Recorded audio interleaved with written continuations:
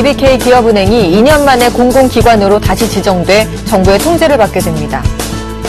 공공기관 임직원이 비리로 회사를 그만두면 퇴직금이 30% 깎입니다. 일동제약의 지주사 설립이 2대 주주인 녹십자의 반대로 무산됐습니다.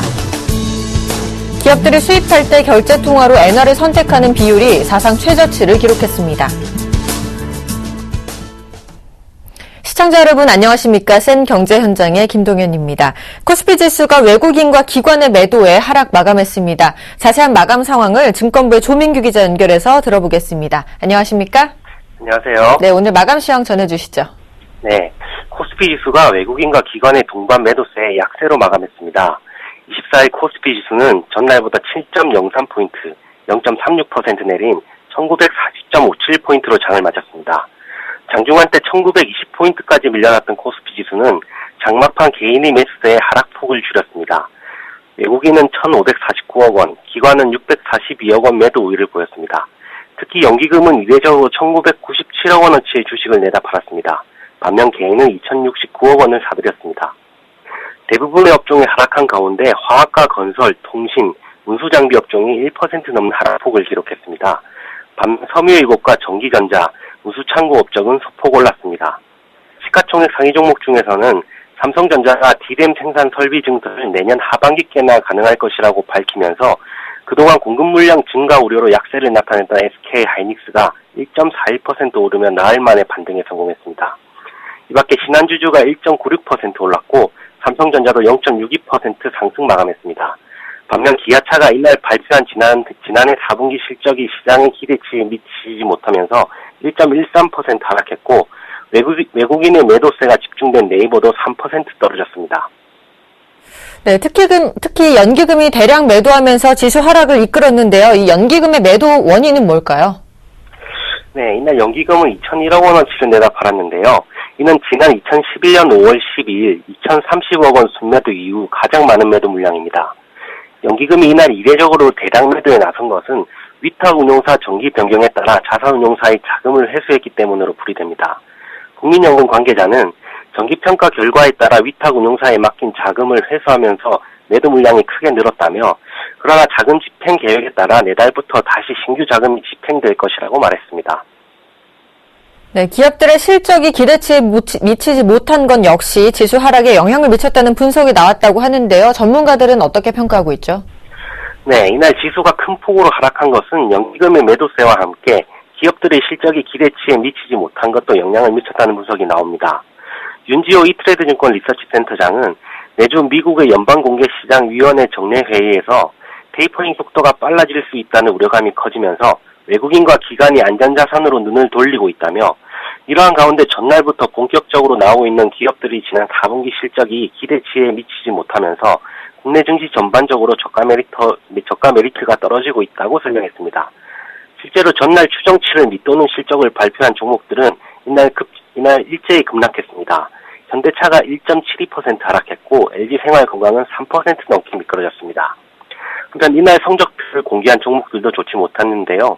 삼성 SDI와 삼성정밀화학이 지난 4분기 각각 556억 원, 181억 원의 영업 손실을 기록하며 적자 전환했고 현대건설과 현대위아의 영업이익도 전년 동기 대비 10% 넘게 줄었습니다. 실적 실망감에 삼성 SDI와 삼성정밀화학, 현대위아의 주가도 각각 1% 넘게 하락했습니다. 네, 잘 들었습니다. 지금까지 증권부 조민규 기자와 함께했습니다. 도움 말씀 고맙습니다. 고맙습니다.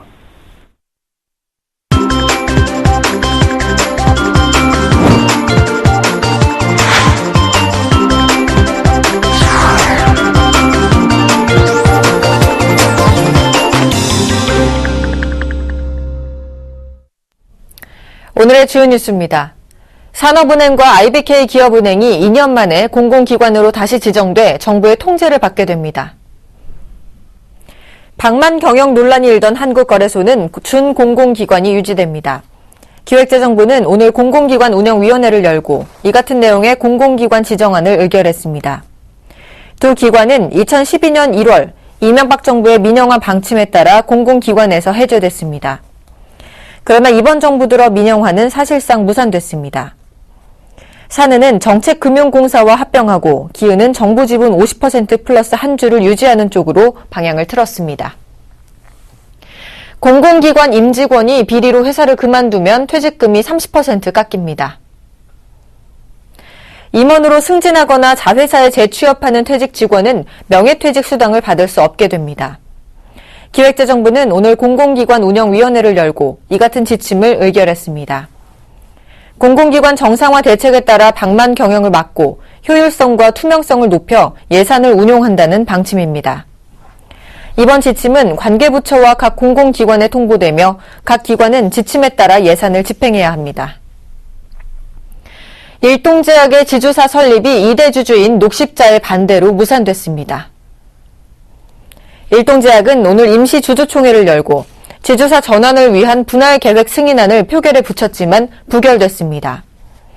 일동제약 지분 29.36%를 소유하고 있는 녹십자와 그 계열사가 반대 의사를 밝혔고 기관 투자자 피델리티도 반대표를 던졌습니다. 녹십자의 제동으로 지주사 전환이 무산되면서 일동제약의 경영권을 둘러싼 긴장 관계도 더욱 팽팽해질 전망입니다. 양사가 경영권 공방을 벌일 수 있다는 관측까지 나오고 있습니다.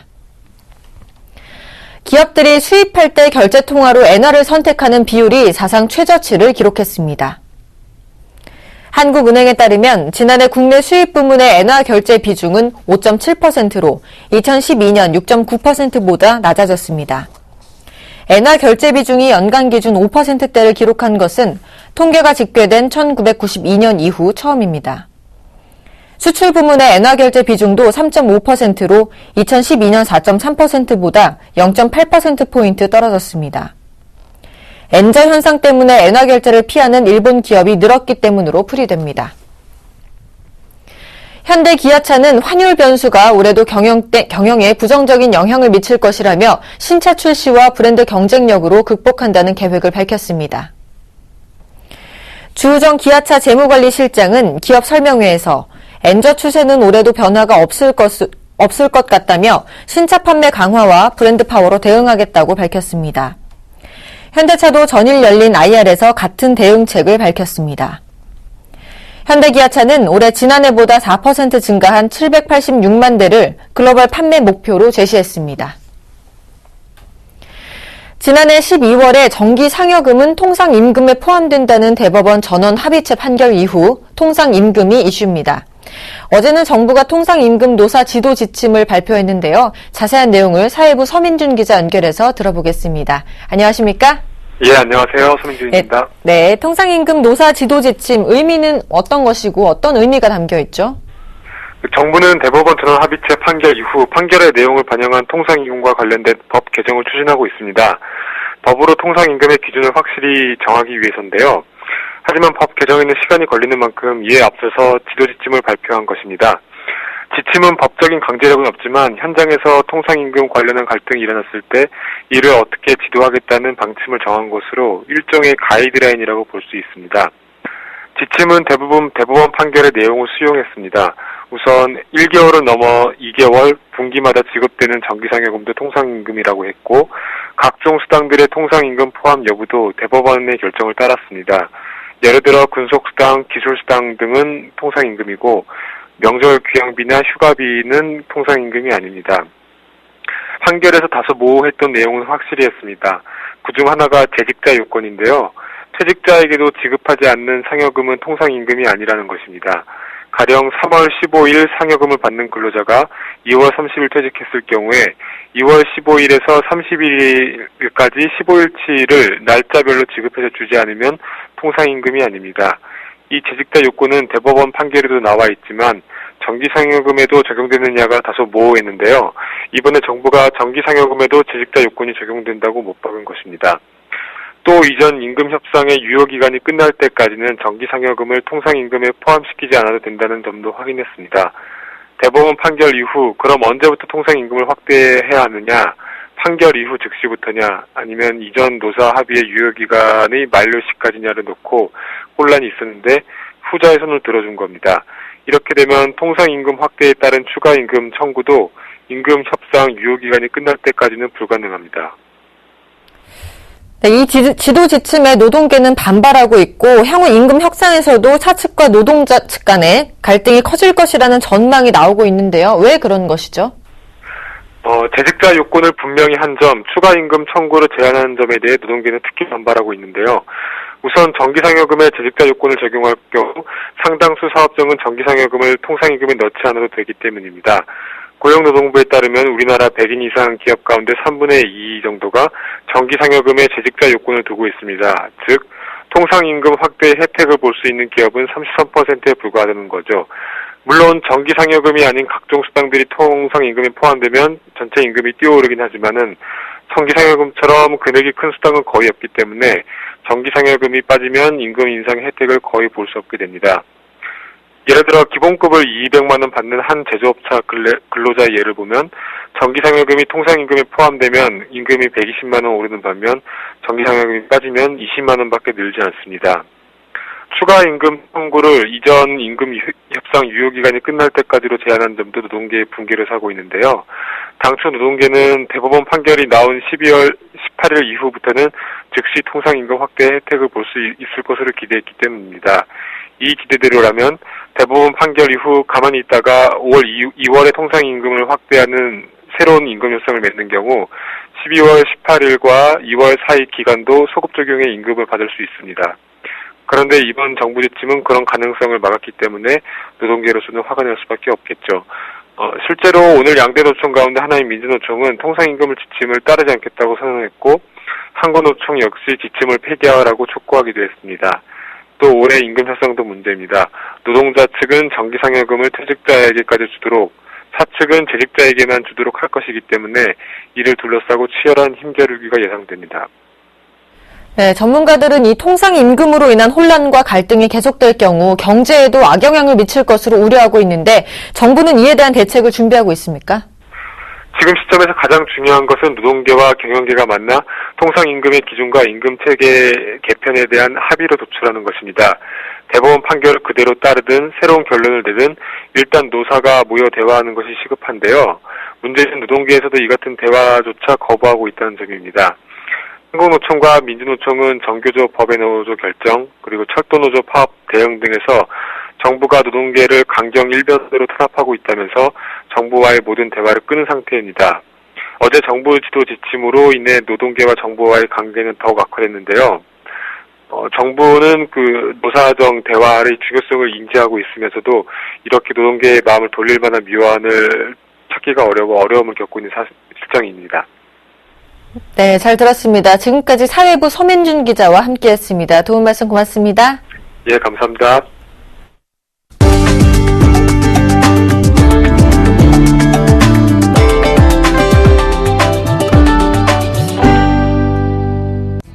시티그룹이 한국에서 대도시를 제외한 여타 지역의 지점을 감축합니다.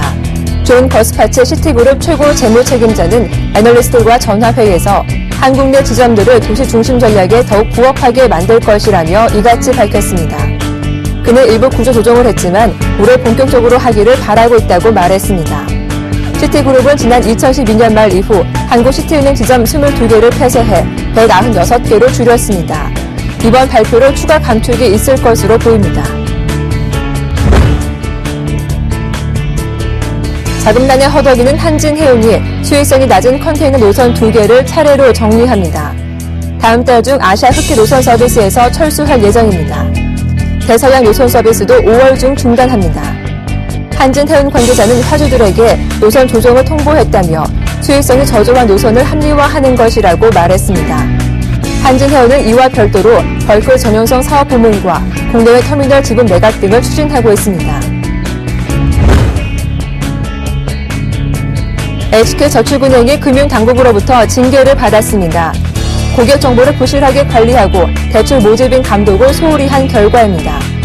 금융감독원은 최근 HK저축은행에 과태료 500만 원을 부과하고 임원 1명에게 직무정지 상당의 조치를 취했다고 밝혔습니다. 금융감독원에 따르면 HK저축은행은 2009년 3월부터 2012년 12월까지 고객 1,300여 명의 신용정보를 제대로 관리하지 않은 것으로 드러났습니다. 이들 고객이 받은 대출금은 총 640억여 원에 달합니다. 백화점에서 판매하는 설 선물 세트의 가격이 오픈마켓보다 최대 55% 비싼 것으로 조사됐습니다. 한국소비자원에 따르면 백화점, 대형마트, 오픈마켓 중 오픈마켓이 가장 저렴했고 백화점이 가장 비쌌습니다. 백화점과 오픈마켓의 판매 가격은 평균 25%, 최대 55%, 백화점과 대형마트는 평균 6.4%, 최대 32.7% 차이가 났습니다. 소비자원 관계자는 신용카드 할인, 쿠폰 할인 등 다양한 할인 수단을 꼼꼼하게 비교해 선물을 구입하는 것이 좋다고 말했습니다.